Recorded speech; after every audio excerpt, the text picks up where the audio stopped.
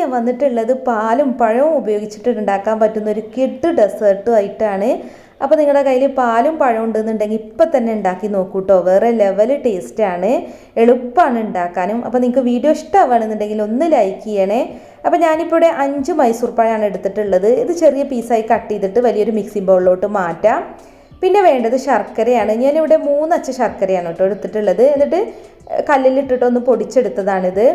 അപ്പോൾ ഇത് നമുക്ക് ഈ പഴത്തിലേക്ക് ഇട്ട് കൊടുക്കാം. ഇനി ഈ പഴവും ശർക്കരയും നന്നായിട്ടൊന്ന് മിക്സ് ചെയ്യണം.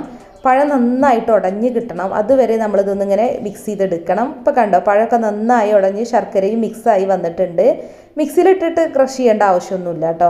ഇനി നമ്മളിതിലേക്ക് തേങ്ങാപ്പാലാണ് ചേർക്കുന്നത്. ഞാനിപ്പോൾ ഒരു തേങ്ങ ചിരുവിയതിന് ശേഷം അതിലോട്ട് 1.5 കപ്പ് വെള്ളം ചേർത്തിട്ട് തേങ്ങാപ്പാൽ എടുത്തതാണ് കേട്ടോ. അപ്പോൾ മൊത്തത്തിൽ 2 കപ്പ് ഒന്നാം പാലാണ് ഇതുള്ളത്. ഇനിയിപ്പോൾ പശുവും പാൽ വേണമെങ്കിൽ അതും ചേർക്കാം കേട്ടോ. തേങ്ങാപ്പാൽ ചേർക്കുകയാണെന്നുണ്ടെങ്കിൽ ഒന്നും കൂടെ ടേസ്റ്റാണ്. ഞാനിപ്പോൾ ഇവിടെ തേങ്ങാപ്പാൽ തന്നെയാണ് എടുത്തിട്ടുള്ളത്. 250 ml കപ്പിന് 2 കപ്പ് ഒന്നാം പാലാണ് കേട്ടോ ഞാൻ എടുത്തത്. അപ്പോൾ പാൽ ഇതിലേക്ക് ചേർത്തിട്ട് നന്നായിട്ടൊന്ന് മിക്സ് ചെയ്തെടുക്കുക. ഇനിയിപ്പോൾ തേങ്ങാപ്പാൽ ഇല്ലയെന്നുണ്ടെങ്കിൽ ഞാൻ നേരത്തെ പറഞ്ഞ പോലെ പശുവും പാൽ ചേർക്കാം.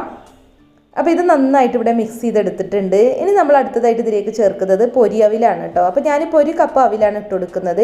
പൊരി അവിൽ തന്നെ വേണമെന്നില്ല, നമ്മുടെ കയ്യിൽ ഏത് അവിലാണുള്ളത് വെച്ചാൽ അത് ഇട്ട് കൊടുക്കാം.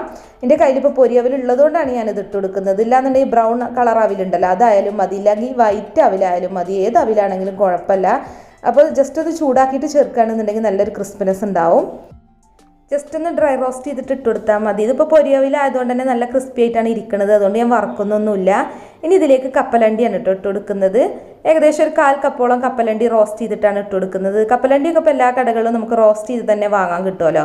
അപ്പോൾ അതിൻ്റെ സ്കിന്നൊക്കെ ഒന്ന് കളഞ്ഞിട്ട് ഇതുപോലെ ഇട്ട് കൊടുത്താൽ മതി. അപ്പോൾ നമ്മൾ ഈ ഡ്രിങ്ക് ഇങ്ങനെ കുടിക്കുമ്പോൾ അത് കടിക്കാൻ കിട്ടും, അപ്പോൾ നല്ലൊരു ടേസ്റ്റാണ്. ഈ കപ്പലണ്ടി ഇല്ലാന്നുണ്ടെങ്കിൽ നമുക്ക് അണ്ടിപ്പരിപ്പോ അല്ലെങ്കിൽ ബദാമൊക്കെ ചെറുതായി കട്ട് ചെയ്തിട്ട് വേണമെങ്കിൽ അങ്ങനെ ഇട്ട് കൊടുക്കാം. ഇപ്പോൾ ഈ അണ്ടിപ്പരിപ്പ് ഇട്ട് കൊടുത്തില്ലെങ്കിലും കുഴപ്പമൊന്നുമില്ല കേട്ടോ. എന്നാലും നമുക്കിനിയിപ്പോൾ ഉണ്ടാക്കിയ രസം തന്നെ ആയിരിക്കും ഇത് കുടിക്കാൻ. അപ്പോൾ കണ്ടോ, നമ്മുടെ അടിപൊളി ഡെസേർട്ട് ഇവിടെ റെഡി ആയിട്ടുണ്ട്. അപ്പോൾ നമുക്കിത് സെർവിങ് ഗ്ലാസ്സിലോട്ട് പകർത്താം. അപ്പോൾ നമ്മുടെ വീട്ടിലെ ചേരുവ വെച്ചിട്ട് നമുക്ക് പെട്ടെന്നൊരു മധുരമൊക്കെ കഴിക്കണം തോന്നുമ്പോൾ ഉണ്ടാക്കാൻ പറ്റിയൊരു കിടു ഡെസേർട്ട് തന്നെയാണ് കേട്ടോ ഇത്. അപ്പോൾ ഒന്ന് ട്രൈ ചെയ്ത് നോക്കുക, എന്നിട്ട് നിങ്ങളുടെ ഫീഡ്ബാക്കും അറിയിക്കുക കേട്ടോ. പിന്നെ നമ്മുടെ വീഡിയോസൊക്കെ കണ്ടിട്ട് ഇഷ്ടമാവുന്നുണ്ടെങ്കിൽ ഒന്ന് ലൈക്ക് ചെയ്യണേ. അതുപോലെ നിങ്ങളുടെ ഫ്രണ്ട്സിനും റിലേറ്റീവ്സിനും ഒക്കെ ഒന്ന് ഷെയർ ചെയ്ത് കൊടുക്കുക. പിന്നെ നിങ്ങളുടെ വിലയേറിയ അഭിപ്രായങ്ങളൊന്ന് കമൻറ്റും ചെയ്യുക കേട്ടോ. പിന്നെ നമ്മുടെ ചാനൽ സബ്സ്ക്രൈബ് ചെയ്യാതെ കാണുന്നവരുണ്ടെന്നുണ്ടെങ്കിൽ ഒന്ന് സബ്സ്ക്രൈബും കൂടെ ചെയ്യണേ.